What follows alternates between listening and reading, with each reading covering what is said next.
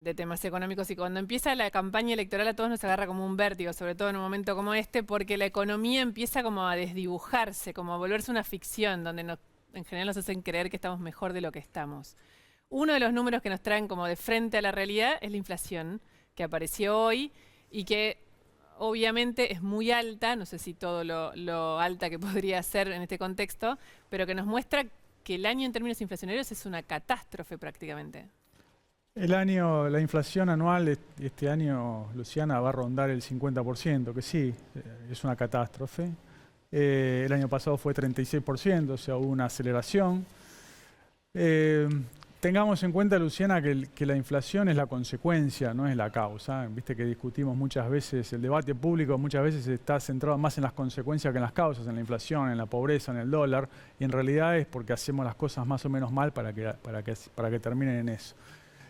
En el caso particular de los precios, la inflación del invierno de 2021 es consecuencia de lo que se hizo en 2020, porque hay un rezago, entonces es como un embarazo. Vos emitís pesos de más en el otoño de 2020 y en el verano, invierno de 2021 vas a tener inflación.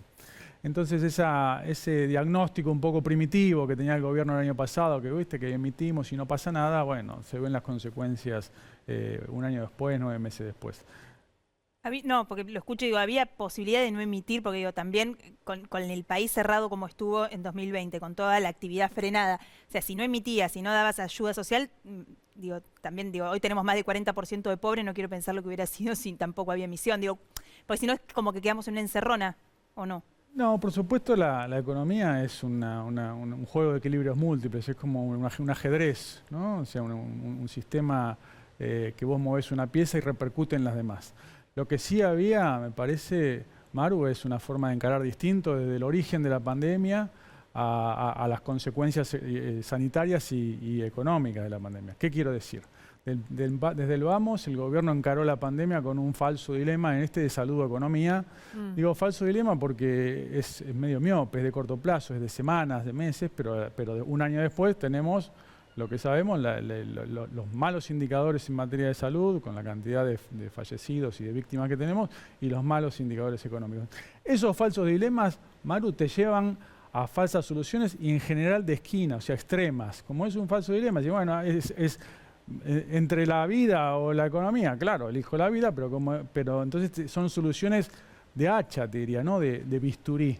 ¿Sí? Porque entonces cuando vos cerrás la cuarentena, haces una cuarentena de 6 meses, partiendo de un mal diagnóstico, y después te vas enamorando de tus resultados parciales, porque los beneficios de la cuarentena son inmediatos y los costos son inmediatos, porque la inflación aparece 6 meses después, bueno, vas quedando como rehén de tu propio falso dilema y de tu solución de esquina.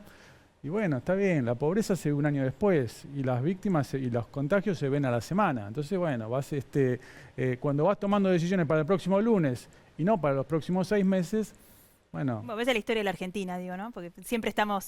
pero hablabas recién de los resultados de pobreza o de economía y de pandemia y teníamos para compartir con vos dos declaraciones que se hicieron hoy justamente porque ayer lamentablemente Argentina alcanzó un récord triste que es el de los 100.000 muertos por COVID. Genera mucha tristeza dar tantas vidas perdidas innecesariamente, porque podrían haber sido muchas menos, realmente muchas menos. Hay una frase del año pasado, cuando dijo Fernández que prefería 10% más de pobres y no 100.000 muertos, y al final tenemos las dos cosas. Alguien me dijo cuando la pandemia empezó, no hagas nada, dejá que todo ocurra porque se van a contagiar igual, que mueran los que tengan que morir. Para nosotros no es intrascendente que eso pase, no lo es. Pero tampoco es un negocio, porque hay quienes con esas muertes negocian, hacen su propio negocio, el negocio de dividirnos. ¿Qué le genera? Bueno, lo que decía recién, a ver, lo que dice el expresidente, es verdad, al final tuvimos malas soluciones en las dos esquinas, en la salud y en la economía. Maru antes preguntaba, bueno, había posibilidad de hacer otra cosa y si no hubiéramos trabajado con hacha y con un bisturí, por ejemplo, en lugar de hacer una cuarentena estricta 6 meses, prematura, o tener 1 año y medio las escuelas cerradas y hacer como en otros países, que hacía una cosa intermitente, entonces los chicos no perdían 1 año y medio, perdían 4 o 5 meses en el agregado. Y bueno, a lo mejor habría que haber emitido menos pesos y hoy tendríamos menos inflación y menos pobreza. La pobreza ahora... ¿Es difícil como mirarlo con el diario del lunes? No, desde ya. Esto, Luciana, para no cancherear, estamos hablando con el diario del lunes. Y la verdad que también uno va aprendiendo sobre la marcha y en marzo del año pasado era todo incertidumbre, un virus que no sabíamos dónde terminaba. Pero también hubo una soberbia y un enamoramiento de ese resultado parcial. ¿Te acordás, Luciana, cuando se comparaba contra Suecia, contra no sé quién? Claro, los beneficios eran inmediatos de la cuarentena y los costos mediatos. Pero bueno, uno espera de un gobierno que tenga una mirada, no semana a semana, sino prospectiva y que gobierne para la próxima semana, para los próximos 6 meses, para el año que viene, porque si no estamos en el mismo pantano de siempre. Bueno, pero y ahora justamente con esta coyuntura, porque no salimos de la pandemia, pero pongamos que sabemos bastante más y que la gente está vacunando, pero tenés la campaña acá adelante, y las campañas en Argentina influyen en un 100% sobre el trabajo de la economía, digamos, sobre lo que hace un gobierno con la economía. Entonces, ¿qué hay que hacer o qué va a pasar? ¿O dónde vamos a estar cuando pase la campaña? Me parece, Luciana, que la economía y la política están siempre interrelacionadas, porque bueno, son dos aristas o dos caras de una misma realidad. Finalmente es una abstracción dividir entre economía y política. Por supuesto que la economía está subordinada a la política hasta que se acaba el dinero. Ahí ya no está más subordinada y termina imponiéndose sobre los deseos de muchas veces de la política. En el caso particular de la campaña, me parece que la política económica hoy, Luciana, está toda enfocada a la primavera. Hay un plan primavera. Espero que no termine como el anterior plan primavera de fines de los 80. Un plan primavera que haya una sensación de bienestar en la próxima primavera, cuando sean las PASO y las elecciones generales, que son septiembre y noviembre, que consiste, me parece, en poner un pie arriba del dólar, poner un pie arriba de las tarifas, poner un pie arriba de los precios, que puede tener un resultado efímero sobre los precios. Creo que la inflación del segundo semestre va a ser menor que la del primer semestre, un poquito, un drama igual, ¿no? 3% mensual, a costa de ir incubando un problema para el día después de las elecciones. Y así como tenemos ancla en tipo de cambio, en tarifas, tenemos un barrilete en todo lo que son ingresos, que son los salarios. Queremos impulsar salarios, queremos dar bonos a jubilados, bueno, dar esa sensación de bienestar para que aumente el consumo, que está bien, pero va a durar 3 meses. Y el problema es que el cuarto mes hay que seguir viviendo, ¿no? Lo escucho y pienso y me preocupa el cuarto mes, porque digo, esa sensación de veranito, de calor, de falso calor, porque estamos en julio, ¿qué va a pasar cuando estemos en noviembre? Digo, ¿se puede mantener eso o viene un hachazo otra vez después de las elecciones? Inclusive con el dólar. Bueno, la línea de tiempo del gobierno me parece que no es una línea, sino un punto, que es el 14 de noviembre. Y el 15, como vos decís, tenemos que seguir viviendo en este país. Depende de lo que hagamos en este trayecto, de acá al 14 de noviembre, es lo que va a pasar el día 15 y en el verano de 2022. Si seguimos haciendo este plan primavera, reprimiendo todos los precios que no nos gustan y inflando los que queremos para esta sensación de bienestar, que puede tener resultado efímero en ese tercer trimestre. Y bueno, o sea, perdón, usted dice que efectivamente eso que se está plantando se va a cosechar, o sea que en septiembre va a haber una sensación de plata en el bolsillo para la gente y que después viene la realidad. Probablemente. Pero uno tiene que, como vos decías antes, Luciana, tiene que gobernar está bien la campaña, todos queremos ganar las elecciones, pero no a costa del futuro, ¿no? Porque si no ya es el colmo del populismo, ¿viste? Es hipotecar el futuro en el altar del presente. Bueno, ya digo, después hay que seguir viviendo, tenemos que seguir viviendo en Argentina a partir del 15 de noviembre en adelante. Todo lo que no hagamos por las buenas en materia de política económica, lo va a hacer el dólar por las malas. Eso ocurre siempre. A ver, ¿qué quiere decir eso? Digo, estamos en 15 de noviembre. Pensemos mal. Sí. Pensemos que el oficialismo va en la línea con el objetivo de ganar las elecciones y para eso hacer lo que sea necesario en términos de emisión, de tarifa. Bueno, lo de tarifa ya lo ha dicho el gobierno, que no va a haber aumentos. ¿Qué pasa el 15 de noviembre? Bueno, primero, digamos, la respuesta a qué pasa no lo sé. La respuesta larga es no sé. Ahora, podemos conjeturar sobre esas dinámicas. había un profesor en la facultad, muy conocido por todos, decía, mira, lo que vos elegís como ancla, en este caso el dólar, y las tarifas es lo que estás dispuesto a trazar. Bien. O sea, todo sube 50% anual y el dólar va a subirá 30% y las tarifas... El dólar oficial estamos hablando siempre, porque digo, el blue tocó Sí, ahora hablamos del blue si querés. Y las tarifas 10, ¿no? Que es lo que está subiendo todo. Está bien, y esto uno va a acumular un atraso de 20% y el otro de 40%. Las tarifas que cuando se fue el gobierno anterior representaban más o menos el 80% de los costos, cubrían el 80% de los costos de generación. Ahora van a terminar cubriendo el 40%. Y el 60% restante, Maru, ¿quién te cree que lo paga? ¿Los suecos? Lo pagamos nosotros a través de los impuestos o de la emisión, o sea, de la inflación.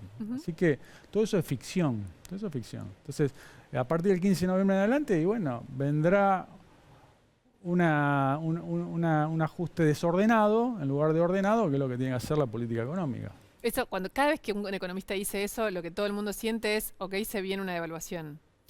Mira, depende de lo que hagamos, ¿no? Depende de lo que hagamos. Digo, porque cepo ya hay, digamos, ya no se puede contenerlo más. Bueno, y una devaluación encubierta de alguna manera también. Bueno, buen punto. Primero, Luciana, cepo hay. El cepo es una anormalidad. ¿No? Es un torniquete que vale, sí, solo sí, viene el paciente a la sala de guardia y se está desangrando. Entonces vos le pones un torniquete.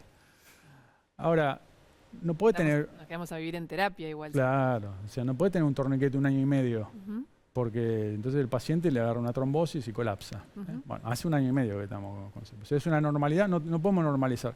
Con una adicional, en la transición de este año y medio, hubo una transfusión de sangre que nos vino del exterior, que son 12.000 millones de dólares entre soja y Fondo Monetario, que hace esta distribución de fondos en el mundo. 12.000 millones, o sea, teníamos sangre por 3.000 millones de reservas y nos tiraron 12.000 arriba. O sea, nos quintuplicaron la sangre oxigenada que teníamos sin hacer nada. Y aún así no podemos relajar el cepo. O sea, fíjate, el gobierno no habla de... al contrario, el fin de semana, el día del partido, lo apretó todavía más. Igual en eso ustedes tienen un antecedente histórico también. Antes de un Boca River, de una final, yo sé menos de fútbol que me lo acuerdo de memoria, que pusieron el cepo en 2019. Ahí, igual, con el mismo mecanismo, pusieron el cepo. El cepo se puso el 2 de septiembre del 2019. Sí, me lo anoté porque era un partido de Boca River muy importante.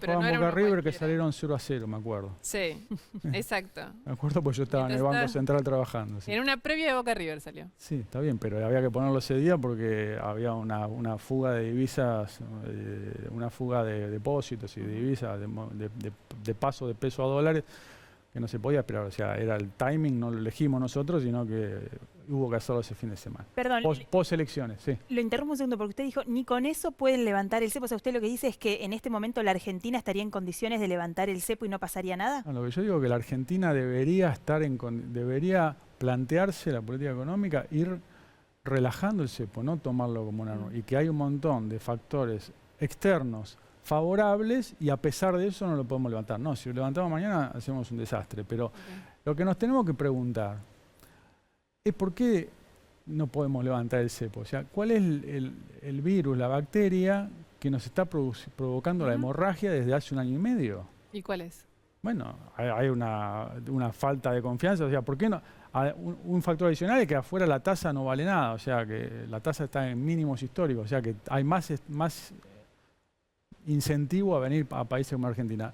No viene nadie. ¿Por qué no viene nadie? Bueno, no nos creen nada. No nos creen nada del futuro, ¿no? El cepo siempre tiene que ver con los flujos futuros, no con los pasados.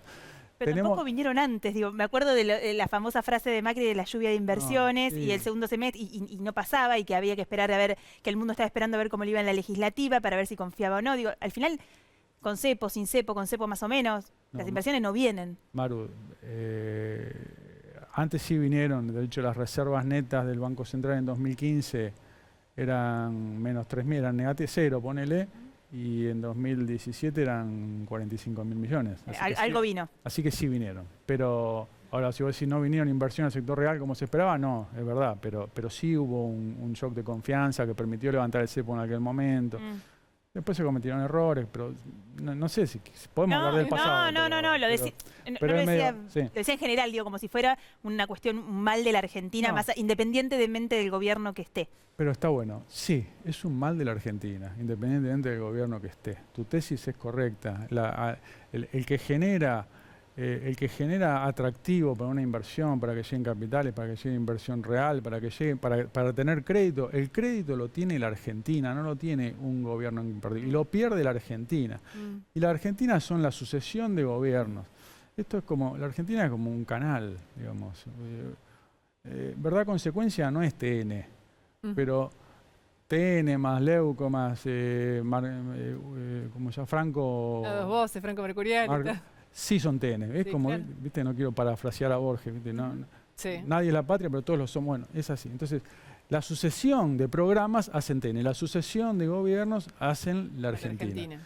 Entonces, si el gobierno que va a venir no inspira confianza, y se le va a cortar el crédito al anterior, ¿sí? Como pasó. Entonces, el que genera la confianza somos los argentinos. Es decir, los argentinos, para no hablar de un gobierno en particular. Reseteamos, Maru, la economía cada 4 años. Sí, es imposible. Y pasamos del polo norte al polo sur. Con todo, ¿no? Porque se hacen reformas, o sea, queremos economía abierta, después viene a vivir con lo nuestro, queremos menos Estado, después queremos más Estado, queremos la emisión genera inflación, después inventamos que no, bueno. Y ahí esa economía no merece crédito. Esa Argentina no merece crédito. Hablamos largo con respuestas de desarrollo, ahora vamos a las respuestas que son sí o no. Acá lo que viene no vale desplegarse, sino responder tal cual está este ping-pong que tenemos ahora. A ver la pantalla, pero no tengo el machete cerca, así que mientras lo van poniendo en pantalla, Acá yo lo encontré. Ahí Ahí estamos, arrancadas. ¿Ajuste fiscal después de las elecciones? ¿Sí o no? No si va a pasar, si hay que hacerlo, digamos, si habría que hacerlo.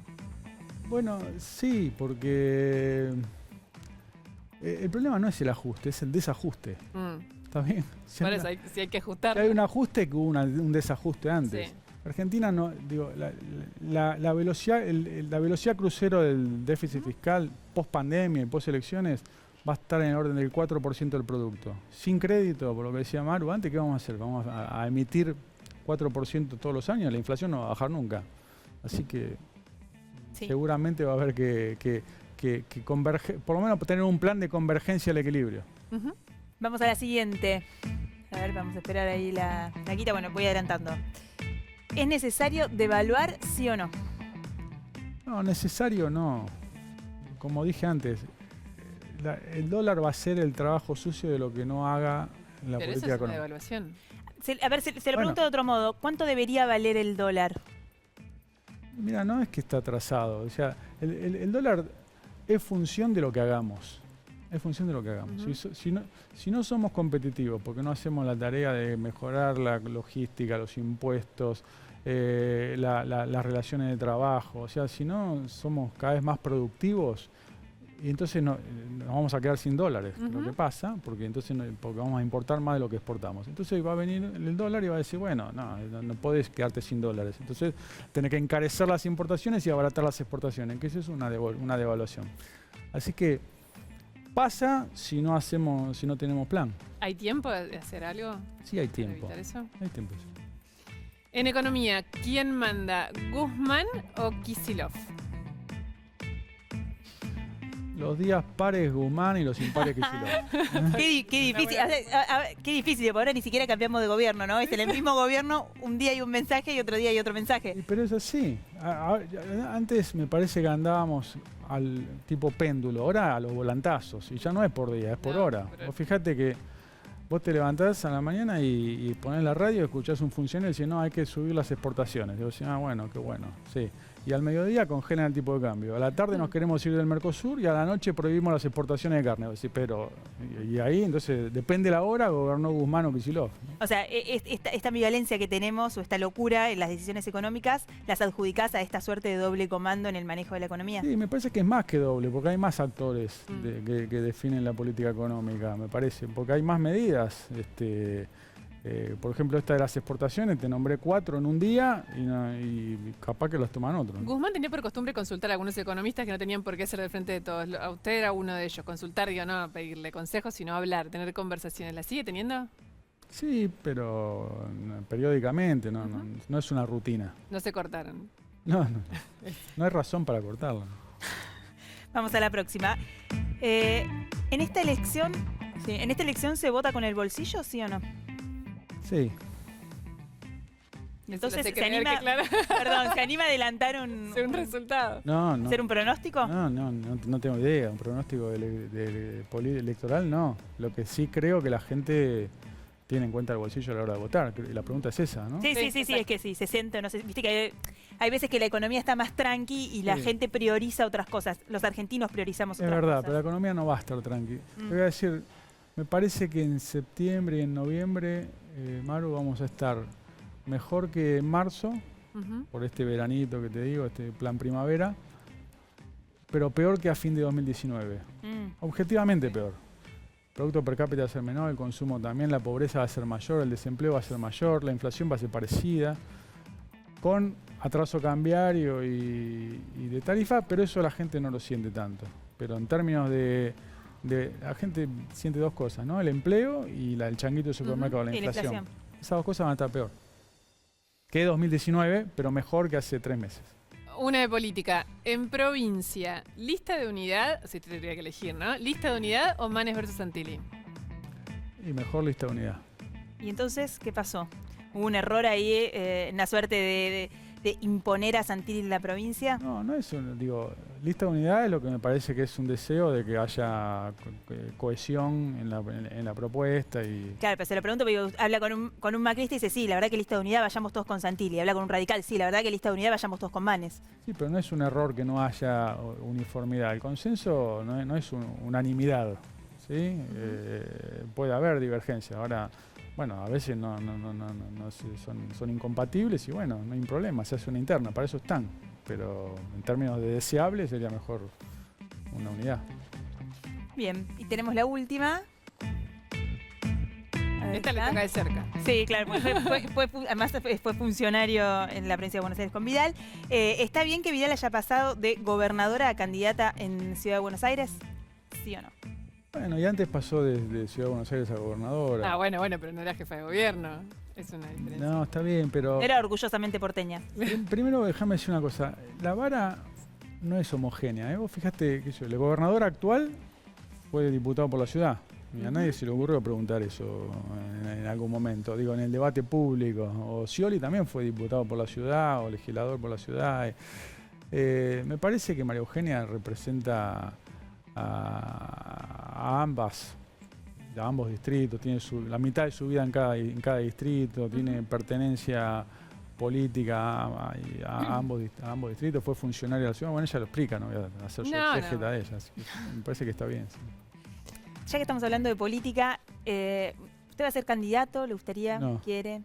Si va a ser candidato, no creo, salvo que sea imprescindible, no creo. Pero imprescindible no es nadie, así que esa casa... Ahora le van a venir a ofrecer no está previsto, no. Y antes cuando empezamos, Fioriti preguntó, dijo, ¿está trabajando? Dijo Fioriti, le traslado la pregunta, con Larreta en términos de políticas económicas, de armados de políticas económicas. Sí, en términos de debate de ideas y de propuestas. No de la ciudad de Buenos Aires, sino pensando sobre la Argentina, estamos hablando. La Argentina, la ciudad, él tiene un equipo muy competitivo y no es... Voy a hacer una corrección, no es que yo soy el economista de cabecera ni mucho menos, sino que al contrario, le aliento siempre a Horacio, decir, mira, tenés que escuchar a mucho, porque en esto es muy fácil equivocarse. La economía es difícil y la economía argentina es más difícil que el promedio, así que hay que tratar de escuchar a todos. Así que sí, pero sí, estamos trabajando con Horacio y con María Eugenia, que ellos tienen una identidad, una afinidad política también muy importante, ¿no? Y una trayectoria. Habló casi durante toda la entrevista de la necesidad de tener un plan a largo plazo, de que la Argentina necesita de una receta que no sea para pasado mañana, sino que sea como si, bueno, vamos a ir por acá y no lo vamos a hacer 2 minutos, lo vamos a hacer un rato largo. En ese sentido, ¿usted está trabajando en un plan económico para Larreta presidente? Estamos pensando en la Argentina del 2023, ¿sí? Que es algo previo a un plan económico, porque un plan económico depende críticamente, Maru, de las condiciones iniciales. O sea, no es lo mismo diseñar un programa para una inflación inercial del 25%, como era la de 2015, o para una del 50% como es hoy, o para una que puede ser del 100% en 2 años. Así que tiempo al tiempo. La necesidad de un plan, de un programa, es anterior al 2023, Maru, pero no es, por 2 razones, o por varias razones. Una, viste, hay que arreglar con el Fondo Monetario, cómo seguimos. Hay que llevar un plan, pero no por el fondo, por los argentinos, ¿no? ¿Qué es un plan con el fondo? Y mirá, ¿cuánto pensamos que va a ser el agujero fiscal? ¿Cómo lo vamos a financiar? Y eso va a dar una trayectoria al tipo de cambio, va a bajar la incertidumbre.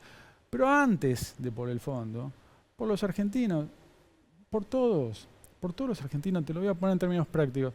Vos tenés una empresa de camiones, comprás otro camión y no sabés porque no se puede importar neumáticos, te quedás sin insumos.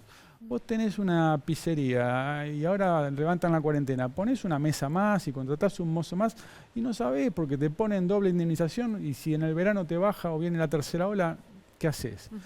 Y vos tenés un frigorífico, buscás en mercados externos y hacés toda la inversión de ir a una feria a China y no sabés porque te cortan las exportaciones de carne.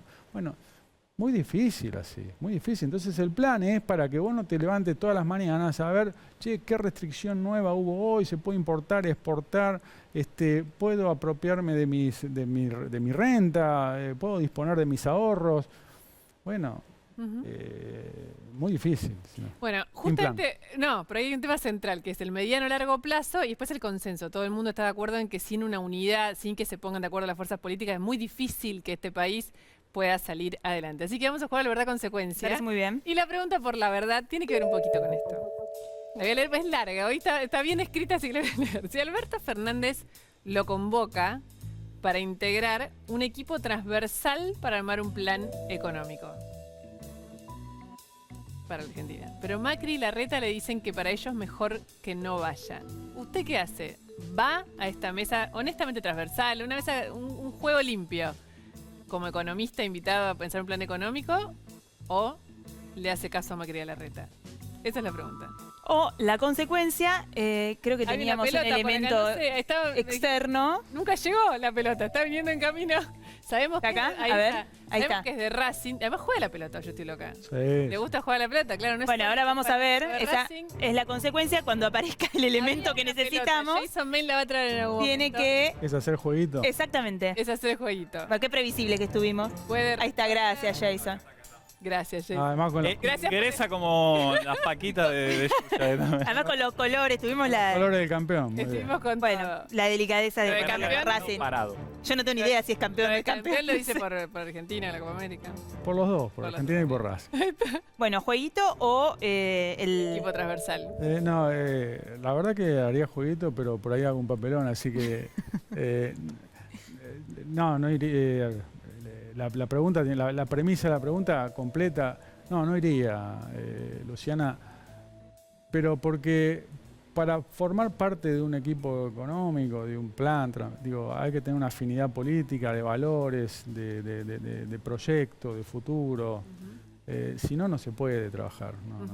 Entonces, y la verdad que tengo, digamos, uno no es que cayó en un partido político arbitrariamente, sino que comparte esos valores y esas afinidades antes. Entonces, distinto sería, si te cambio un poco la pregunta, decir, vamos a hacer un plan para Argentina con la concurrencia de todas las fuerzas políticas. Vamos a Es esa, por eso dijimos transversal. O sea, no sería usted el único opositor, serían otros economistas opositores. No, pero la pregunta decía, pero Larreta y Macri te dicen que... Sí, le piden que no fuera, claro. No hay una concurrencia. Digo, y hacer una cosa de técnicos así, de tecnócratas, no serviría para nada. Tiene que tener la vocación política, la concurrencia de todas las fuerzas políticas. Y eso es otra pregunta. Ahí sí iría. No, está bien. Pero-